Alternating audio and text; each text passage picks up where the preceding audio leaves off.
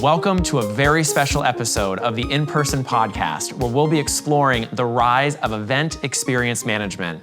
My name is Devin Cleary. I'm the VP of Global Events at Bizzabo, and today I am so energized to be joined by Bizzabo's CEO and co-founder, Eran Ben-Shashan, along with our VP of Account Management, Megan Murphy, for today's discussion. Today marks our 50th episode for the In-Person Podcast, a show which I have had the privilege of being a featured guest speaker during my tenure at PTC. And now I have the honor of hosting alongside my amazing colleagues. But today also marks the launch of Bizzabo's exciting new brand identity, and more importantly, the launch of a whole new category of event technology, jumpstarting a new era for event leaders worldwide.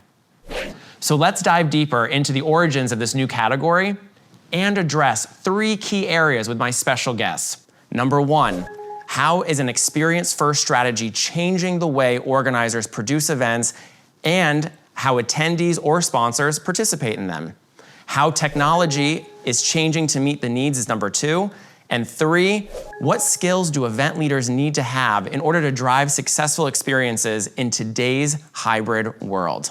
But first, let's start with the why. Bizzabo had the foresight to migrate away from event management to event experience.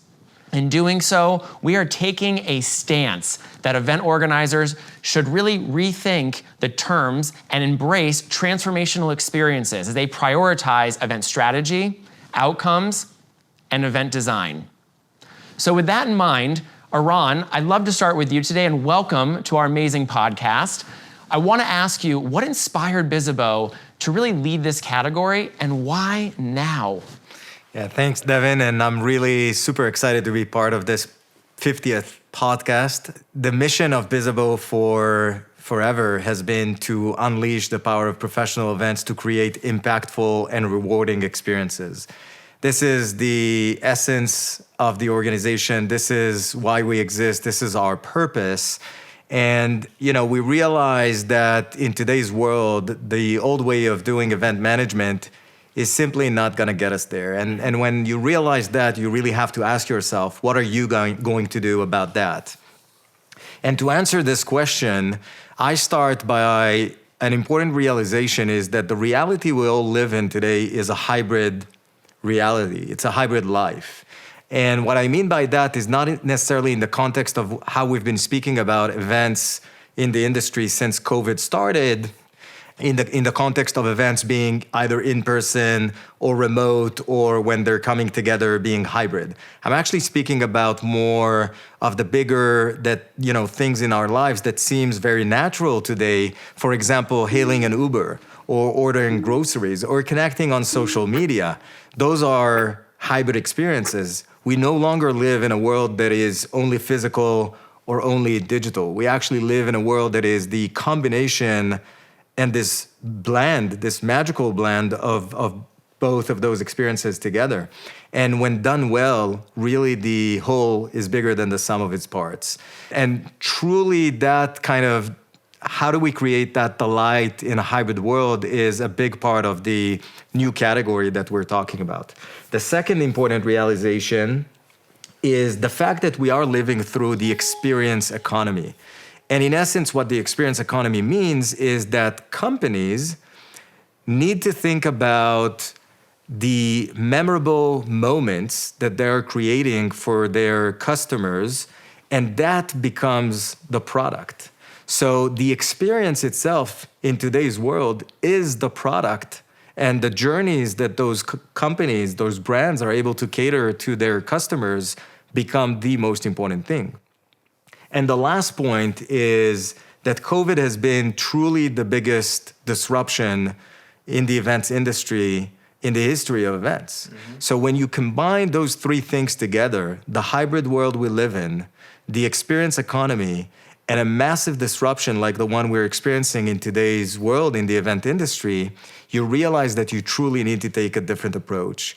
And that realization has led us to building this new category that we're talking about and building products in a different way and services in a different way to help our customers essentially achieve their outcomes. Wow. Again, spot on. I could not agree more with you. I also think this realization of the experience economy, it has been something that has impacted our industry for so long. I would even argue to say it is one of the single greatest drivers of impact in terms of how we operate and what has influenced us to really double down on experience. Totally. And when we also think about the humans and the attendees and all the different stakeholders we engage with, we have used the experience economy to really be an opportunity to use this as social currency, to really allow people to define who they are. We all want to be part of the in crowd. And going to an event where you can feel part of a community or a tribe, that is incredibly important. And we use that expression through all the ways in which we tell people who we are, what we believe, what we stand for, and so much more. And I would even argue to say during the pandemic, there was sort of that disconnection of if we're not going to physical experiences, we're not able to capture that in the age of Instagram, how do we really bring that to life in a virtual component? And I think Bizibo's done an exceptional job allowing our customers to bring those experiences forward, and there's so much more that we're just scratching the surface with. So again, I think maybe Megan, this is where I'd love for you to also chime in. And again, thank you so much for being here today. My question is, when we think about this impact, in what ways do you specifically have seen or currently witness the experience economy carrying over to our events industry? So personalization has been the North Star for organizers for many years now. For mega events with tens of thousands of people, the goal has been finding ways to create sub-communities within the giant community, which are based on personalized attributes. And for all events, regardless of size, a personalized experience equals a more memorable experience, which drives loyalty. So as you mentioned, personalization has become an expectation in all facets of our lives. As the world has become more digital, data has enabled many industries to offer personalization. The reality is that the events industry is not one that has made great strides around personalization, and the availability of data has been our largest barrier. So the seismic shift that our industry went through in 2020 forced all of us online. And as a result, it opened up accessibility to data that we did not used to have. So the future is really going to be shaped by how well we can leverage that data to bring the level of a curated experience to events that we've all become accustomed to in our personal lives. And I think the final horizon is really going to be getting better visibility to the data that happens during the event. That has typically been a bit of a blind spot. Once the attendee hits the floor, it's really hard to capture behavioral data. So we've really nailed it through the shift to virtual. We got much more insight into behaviors and kind of where people are going and what they're interested in. Now we need to tackle kind of that final gap in visibility, which is what happens on site, and bring it all together into a holistic picture. One of the key benefits I see, even with both of the responses and some of the insights you both just shared, is from this approach around experience first, prioritization or strategy, it finally allows us to address the elephant in the room, the event impact gap. For all of you at home and all of you listeners, I'm sure you're sort of shaking your heads right now and can kind of agree. At Bizibo, we have coined a term, this event impact gap. And what that really means, it is the gap between what event organizers are hoping to achieve and what they are actually empowered and able to do with the right technology, skill sets, and know-how. Megan, back to you, and something that I would love to tap into is you bring a wealth of knowledge and experience from your days working with Amex GBT, Freeman, and how have you observed or seen firsthand yourself organizers really struggling with this gap? This is definitely a hot button in the industry. So again, one of the biggest challenges, just going back to my point a moment ago, data has historically been a challenge. There is a lot of it, but it's often coming from disparate sources, and it's really difficult to correlate all that data across the entire event ecosystem, which means we have been historically lacking real insights that can drive event event improvement. And it means that data needs to be served up in a meaningful way that will put organizers in the driver's seat and not be giving them one more thing to do, because resources have become very constrained, especially in the last year and a half. So I think when you take, teams that have been spread very thin, the fact that teams are being asked to do more. Now they're planning virtual events, which last year most everyone was doing for the very first time. Now we're planning hybrid events, which are in many cases 2 events happening at the same time, double the work. So I think when you couple that reality with a general lack of technical expertise, the concept of an event technologist role did not exist. Really even, 5-7 years ago, because technology in our industry has come so far in the last decade. So in summary here, I think a successful event strategy requires that technical expertise and planning, that the team can really design the digital portion of the event in harmony, very important, in harmony with the physical portion.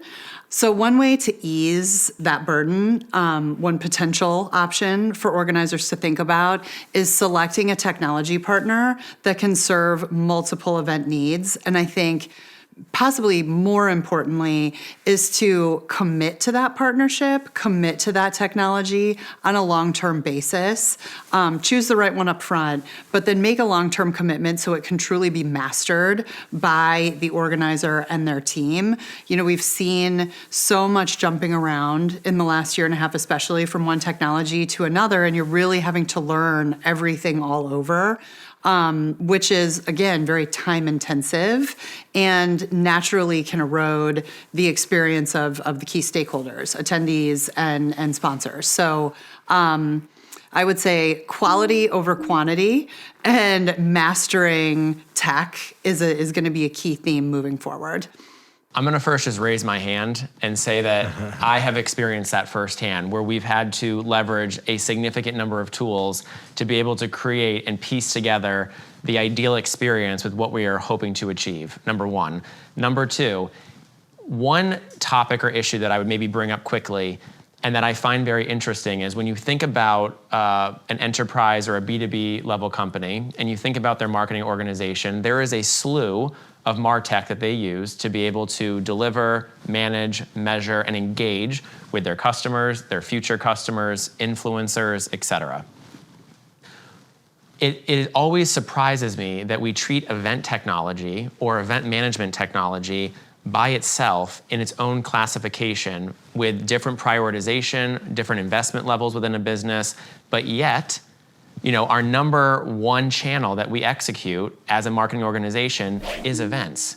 So I would really ask all of you today who are listening and viewing us to really think about how do you bridge a better story and really partner with your marketing executives to really ensure that this technology is seen at the same importance or prioritization as your traditional MarTech, whether it's your CRM, your email marketing. This is really going to help change the game and allow you to, again, really get the resources and the time commitment that you need to create those exceptional moments that matter. So, Eran, anything to also add from what Megan just talked about? I mean, there's a lot to unpack there from the technology leader and making sure that we have someone present on a team. And I know we're going to get into some trends later on in this conversation, but any thoughts to add? Yeah, first I'll start by saying that, thank you very much. And I think that your experience and expertise are really phenomenal. And I'm super grateful to having you as a leader at Bizzabo. And the reason for that is because when we partner with our customers, one of the biggest focus areas is how can we help them bridge this impact gap. And with people like Megan on board and people with those expertise, I do believe that we can be better partners for our customers. So I'm super excited about that. So on a personal note, before starting Bizzabo, around a decade ago, I was actually a CEO of an event production company, and I was an event planner myself. And I remember so vividly the complexities and the anxieties associated with running events. And, in my view, really, event planners are heroes. You bet. And you know, the struggle of the event impact gap is real, and the ramifications are painful. And you know, all of us have seen many of those studies and surveys, but one that I just ran into recently by Harvard Business Review, surveying around 700 executives from different companies, and the results just hit me. 90% of them attested that events is the most important marketing channel for their brands. And at the same time, only 23% of them said that they're able to measure the impact of that channel, of those events. Okay, wait. 23% only. It's a big gap. 23%. It's a big gap. And you know, what's more is that when you're looking into the future, those are, you know, stats that we're getting for today. When you're thinking about the future, what we realize and what we see is that CMOs are actually expecting now from their teams to do more and to have that personalized touch and to have those, you know, catered creative journeys and experiences. And it's just becoming more and more difficult to get there, and you need the right tools to get there. So over the last year, you know, after reacting and responding to COVID, when we started looking more strategically into the horizon and the future, we realized that we need to start with a fresh mindset and imagine a completely new future for what event technology and what event software needs to look like.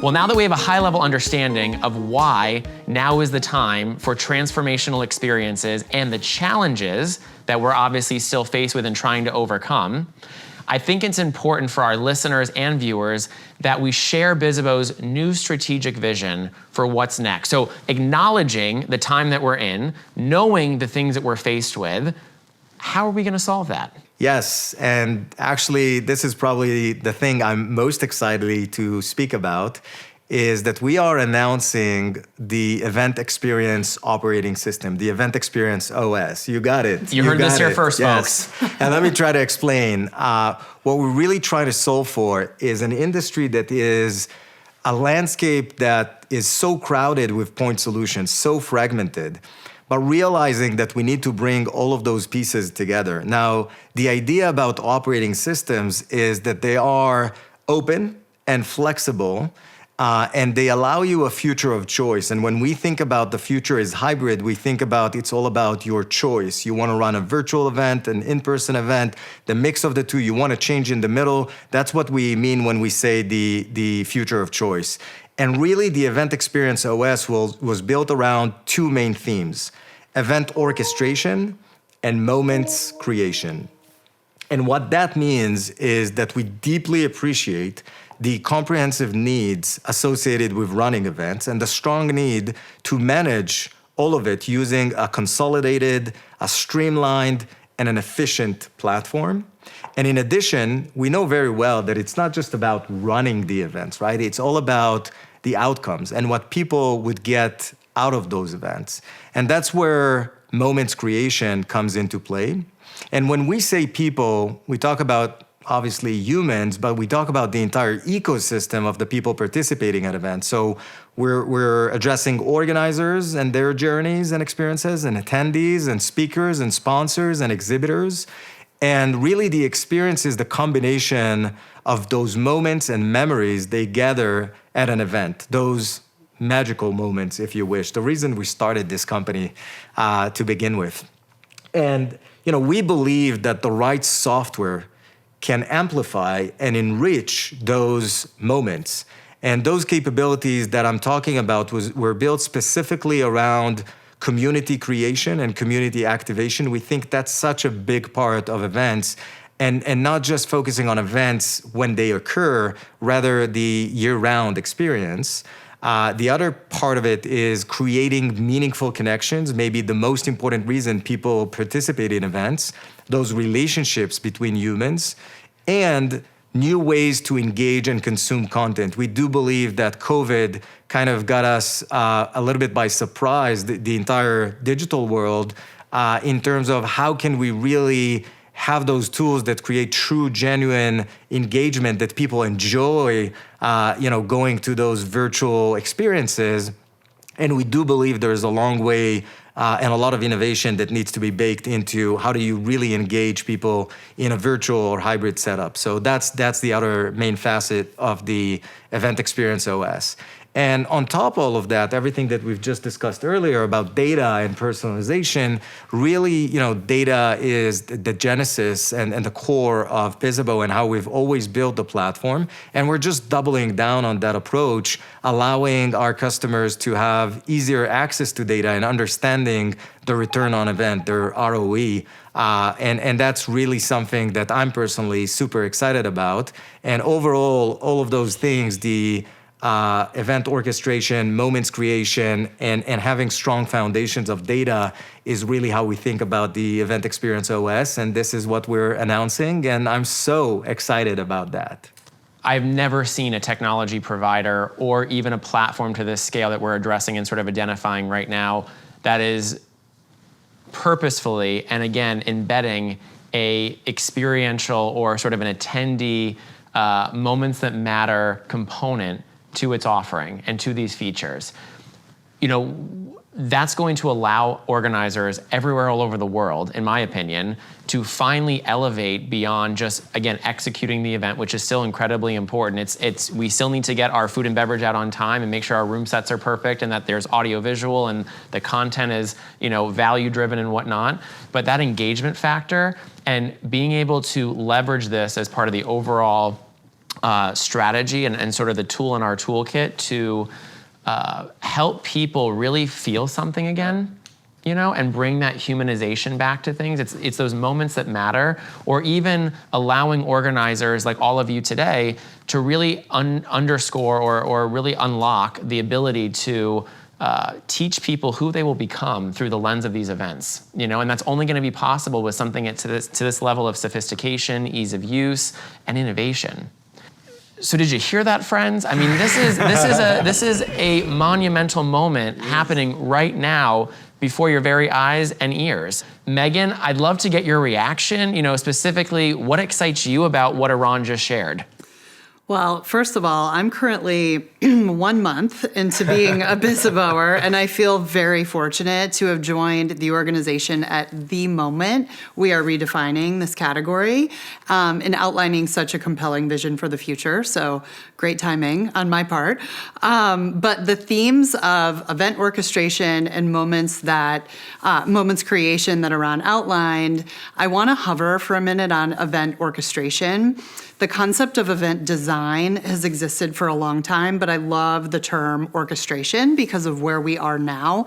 The new reality that our industry has been thrust into, which we've touched on already in the podcast, has created a world of opportunity, but also has greatly increased complexity for organizers. So event orchestration to me is event design on steroids.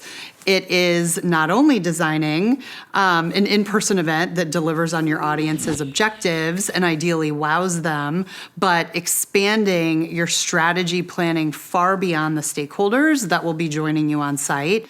Orchestrating different audiences and different experiences is the new horizon. So maybe for you, this looks like a single hybrid event with an in-person and a virtual audience happening either at the same time or at separate times. Or maybe this looks like a year-round initiative to engage your community where the event or events become only one extra special moment in time, but are really just like a pulse in all the ways that your community is able to connect throughout the year. So my piece of advice here would be think bigger about your event strategy. Now's really the time to start embracing that. Maintain your core objective, of course, which is typically either educating, inspiring, or connecting buyers and sellers. But begin by strategizing on how to expand that one step further. So one just tangible example of that would be, if your event has typically been North America centric in attendance, focus your year one strategy on attracting attendees from your second key geography and create an attendance option that presents minimal barrier to entry for this first time population. So start small, and that strategy should naturally evolve and expand year over year. So what I just heard from you is prioritize community. It is really important that we don't think about, again, a moment that matter as a moment in time. It needs to extend the entire sort of experience life cycle. And again, every brand out there, I can imagine, wants to continuously engage and build that rapport and establish a really great relationship that'll be sort of a lifetime partnership with that brand. And the other thing that I love about that is it really reinforces the importance of partnering with your senior stakeholders in marketing specifically and embedding events into your omni-channel, not looking at it as an independent moment, but something that, again, either brings the community together, captures the attention of the market, and allows a company to convert that attention into business. Absolutely. And that's powerful. Yes. That's incredibly powerful. Okay, we talked about technology. We talked about where we're at in the industry, this moment in time. I'd love to maybe focus a little bit on the people side of things. So when we think about, the events organization itself, changes and mobility that we've witnessed, and maybe some new talent being brought into a team over the last 12 to 18 months, and where we think it's going. So one prediction I will share is I think we're going to see a huge influx in a new title or a new role or a shared responsibility, which is the rise of the event experience leader. And maybe Eran, to you, you have such an incredible purview and talk to so many amazing organizers and hundreds of customers. I'm curious, what qualities or skills do you think are needed to truly be the experiential expert of tomorrow? Yeah, first I'll say that I really share the same feeling. And, we've seen a real life example throughout COVID with the rise of, for example, the video production skill sets and teams and agencies booming, for example. And we've seen that firsthand. And the pace of change that is happening in the industry definitely is one that will create new responsibilities, new titles. And I do think that the one that speaks about the experience and designing the experience and all of those things that we're speaking about is going to be the new reality. And speaking about the specific skill sets, my recommendation for any hiring leader out there is to look for people that bring the combination of analytical and creative. And I know that's sometimes a rare kind of creature to find, but left brain, right brain. Exactly. But I do think that those are the people that we need to focus on, because I think that the ability to be analytical about the data and the journeys and understanding what's going on and what's causing certain things to happen, together with that creativity that is able to really build and design a unique experience for your brand. It's always about the next level of innovation. I don't want to join the same event I joined last time. I want it to be special and unique. So that combination of skill sets is what I believe will make the best event experience leaders of the future. Again, +1 on that. Megan, maybe over to you, and I'd love for you maybe to share or elaborate on a point that Eran just talked about. Yeah, so I totally agree that analytics and creative skill sets are huge now and certainly into the future. The one I would add is, I touched on this earlier, but the concept of an event technologist. If you don't already have someone on your core team who is a technology expert, who's passionate about learning, continuing to learn about all the new tech and all the new features that exist in our space, because it is rapidly changing, go hire that person. Having that skill set in-house, and or if that's not feasible for your organization, building a really trusted partnership with an innovative technology partner is going to be incredible. It's not going anywhere. Technology is not going anywhere. It's only going to will never replace events, but will only become an increasingly more important aspect and more importantly, I think, enabler of successful events. And then just to underscore the point that Eran made about analytics, I think having a data strategy within your organization. So if that's feasible in-house, that's great. If not, there are so many vendors and partners who can provide that scrubbing and normalization of all of the data surrounding your event and really your whole ecosystem, and serve it up in a way that you can easily get to those insights and drive meaningful year-over-year improvement. That's such a great point. And if I may just jump in and add to what you talked about earlier, Devin, thinking about this holistically as a marketing, budget or framework, the things that we're talking about really happen in the other domains of marketing, where we have today those people that are super analytical, thinking about revenue marketing, analyzing, every little step of different campaigns and journeys.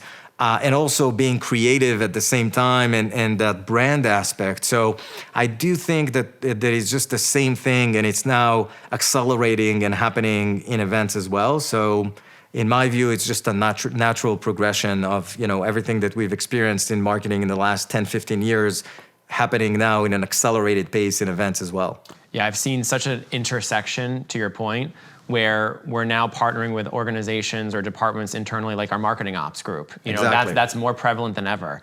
Well, I really appreciate us kind of diving into the people side of the house, and I'd still maybe like to talk about one more prevalent topic before we move on to some fun questions for today. Right. And Megan, for you, it's not just about the rise of the experienced leader and some of these changes that we've seen with new talent coming on board to an organization. I'm very curious, and I know our listeners are as well probably, to understand, how do you anticipate this affecting future event strategies or models, not just the people that are behind the scenes orchestrating, planning, and strategizing themselves? Yeah, I think I'll start by saying the new normal, and specifically new industry best practices, are yet to emerge and crystallize. Live events 2.0, as I've heard it termed, and I really like, is not yet here. So that puts us in a weird place right now, because we're kind of finding our way through the dark, and there's not a clear roadmap for, what best-in-class events are going to look like in the future. So I think there are a number of dynamics that have converged right now to really drive this massive change, not to mention the pandemic, but that list is so long, it's honestly more than we can discuss here. We could do a whole episode on it. But to name a few, lifestyle shifts that were driven by or prompted by the pandemic, generational makeup of today's workforce, the drive toward personalization that we've discussed, and the increasing domination of e-commerce.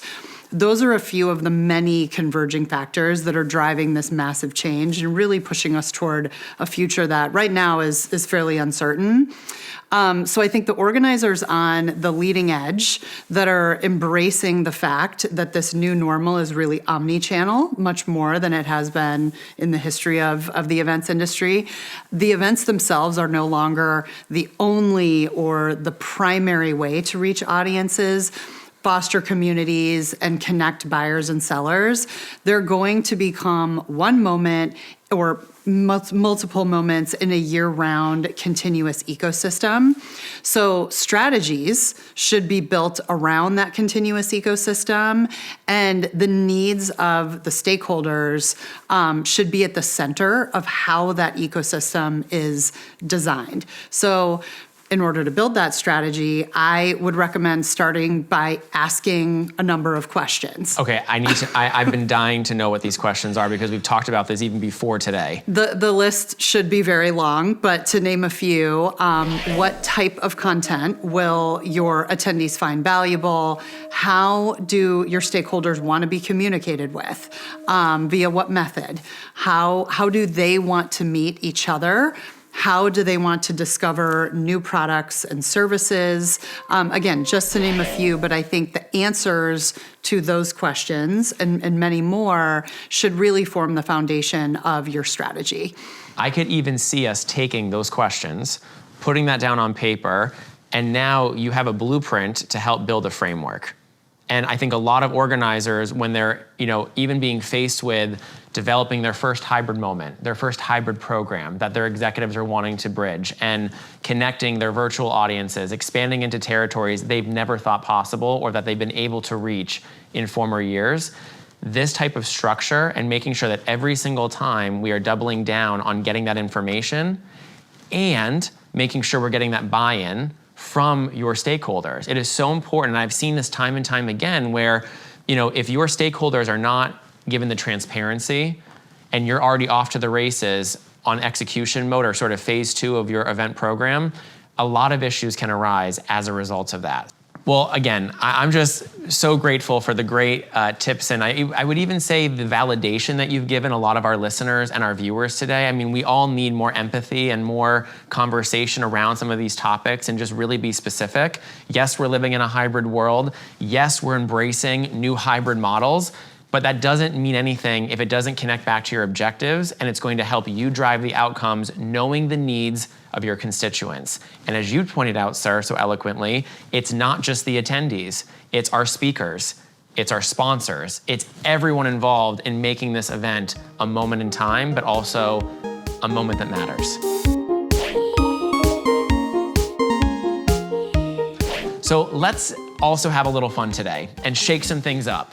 So I'd love, and again, it would not be the in-person podcast if I did not ask some of our favorite questions to all of our guests. And one of the questions that I will start with, and Eran, I'm looking to you maybe for this one, is who is someone that you look up to in events or marketing or business in general? Yes. I'll go for a cheesy one and maybe non-traditional, but one that I have to give a shout out to my two incredible partners, Alon and Boaz. I think they are rock stars, and I do think that they're pioneers in the event space, and working together with them in the last 10 years has just been a delight, and I'm so grateful for them. So that's a good opportunity to give them a shout out for being incredible leaders in this industry. I have to say I didn't see that one coming, but I would plus one on that as well. And shout out to Alon and Boaz. I know you're probably listening today, and we're so grateful for all of your leadership and support to bring Bizzabo to the forefront of where it's at today. Megan, same question to you. Who is someone that just inspires you that you look up to? I'll take the opportunity to give a shout out to a fantastic woman leader in the events industry, which is Janet Dell, who's the president and COO at the Freeman Company. She's an exceptional leader, and someone that I had the opportunity to work under for the last couple of years before joining Bizzabo. Yeah, I know Janet very well, and I would say that she is a true industry pioneer and someone that has really helped to guide and shape the industry where it is today. Question number 2, and Megan, maybe I'll start with you for this one. If you could give your earlier self a piece of advice, what would that be? Work your network.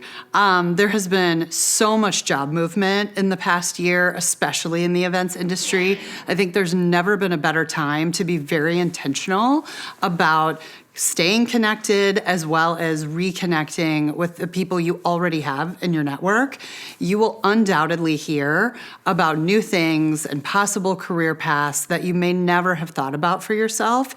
It's just a world of opportunity right now. So I want to be kind and rewind for a second. and I want to go back to your advice around staying connected to people and really, investing the time to build relationships in this industry with colleagues that we've worked with and whatnot. Can you give us one tangible tip that we can walk away with from today that allows us to better stay connected to our industry?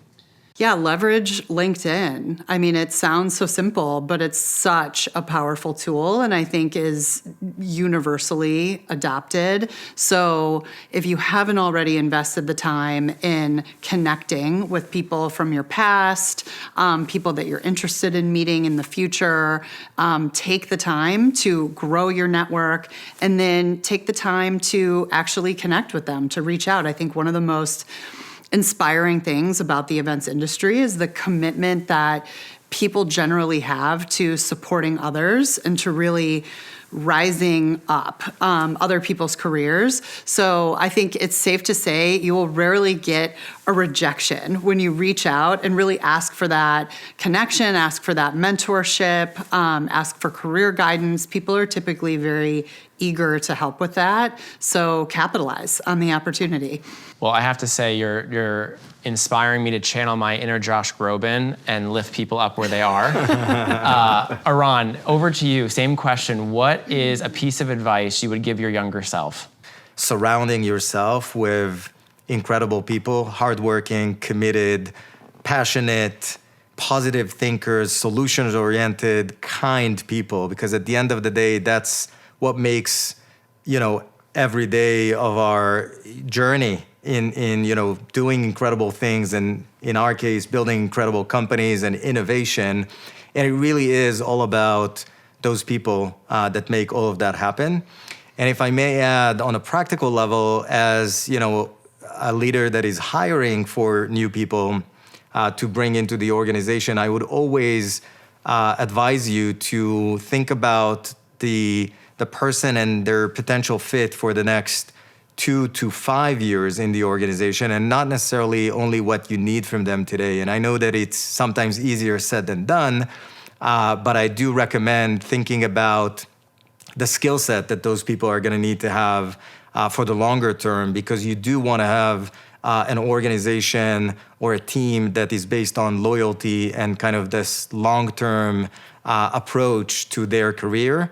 And knowing that they're going to be able to grow successfully, and you're going to be able to mentor and coach them successfully into that role of the future is something really important that I learned in my experience and career. You couldn't be more true in terms of people are so important. And without the right people, none of this is possible. Absolutely. And the real takeaway, I would sort of boil this down to, is really the 3 Ps. Surround yourself with people that are purpose-driven, that are passionate, and that are always positive. Life is too short to work with people who do not love what they do every single day. Happiness is a choice, and I think that whole concept of just smiling and really being kind to one another, it's never been more important. Well, again, it also wouldn't be the In-Person podcast if I didn't throw in maybe a final bonus question. And if you'll all oblige, I'm really inspired by this topic and theme around self-care and really around mental health, as we've really talked about the importance of staying connected to our people, to investing in ourselves. Maybe a question that I'd also love to ask each of you today is, do you have a self-care tip or any sort of example that you can share to maybe inspire those listening and viewing that they can maybe adopt into their daily lifestyle that might help them with maybe what they're going through right now, or how they can be more kind and empathetic to others around them? Smile. It sounds simple or maybe silly, but I'll try to explain. I think, mental health is all about a mindset and your own mindset. And I do think that, taking it, this thing about smiling to a practical level and really practicing it can really create that mental mindset and kind of state of mind that you not only put yourself in this positive mindset, it's also contagious, and it creates this virtuous cycle, and it affects everybody surrounding you. And that kind of feeds from one to another. And it's just, I've seen it so many times happening in the toughest of toughest moments that, a simple smile, a simple kind of positive approach in milliseconds can solve an entire complex situation. And I do think that it's a real mental health kind of tip that I use a lot and practice. And every time that I see it, I'm kind of charmed, and I think it's fantastic. So I would encourage everybody to smile as much as they can.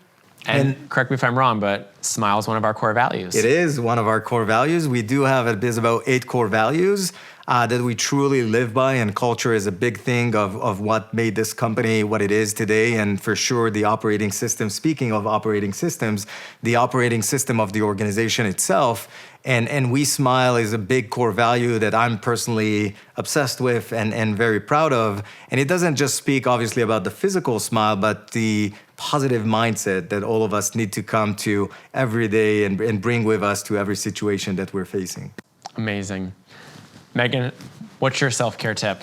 Love the topic of self-care. Comes very naturally to me. The first thing for people who this maybe doesn't come as naturally to is, give yourself permission to be a little selfish with time in your day, because first of all, it's not selfish. It's absolutely necessary. I was just speaking to a colleague yesterday who's working from home for the first time over the last year, as many, many people are. That's a hard transition. And, she was telling me, I'm just working all the time. I'm not taking any time for myself. You have to force it. Work will consume you always if you let it. So let yourself be a little selfish. But I think putting that in really practical terms, routine and consistency are everything. So start small. Think about a single daily habit that would have a positive impact on your well-being, whether it's a 10-minute meditation, taking a short walk in the middle of your day, or my personal favorite, always washing your face before bed. But start with incorporating that single 10-minute activity and make sure you do it every single day. I love that. And again, I'm happy to also maybe contribute a self-care tip so we can just add more to the listeners and the viewers today. I had the privilege of having a mentor in my career. And one thing that this really powerful, generous, and really passionate leader that I worked with, she shared with me a very important lesson, which she called the lesson of 3. And what that really entails is she said, every morning I want you to wake up and I want you to write down the 3 things you have to accomplish for the day. We are overwhelmed with the amount of tasks and meetings and projects and the influx of email. So really give yourself permission to set those boundaries or parameters and write down those 3 things. And then I want you to do 2 additional things that equal the full 3. The second thing I want you to do is I want you to invest in one activity or one thing a day that brings self-care or brings you happiness or joy. And the final is do something for someone else that brings them recognition or gives them the opportunity for self-care. Whether it is calling someone, telling a loved one that you care for them, recognizing a colleague at work for some great performance, or again, just going above and beyond. And living that life of 3, that rule of 3, I'm telling you, it has transformed the way that I have become a leader, the way that I have engaged in my personal life, my professional life. And I would highly encourage those listening and viewing today to take it for a test spin. Love it. Love it. Yeah. Absolutely. Well, that is all the time we have today. I just want to thank all of you for investing and listening to this 50th episode. This is an incredible milestone, and we could not be more happy and privileged to bring this to you. I want to thank my amazing hosts and guests, Eran and Megan. Thank you for the time. Thank you for the great insights. Incredibly inspiring. And we will see you next time on the In-Person Podcast. Thank you so much. Be kind, and we'll talk to you soon. Take care.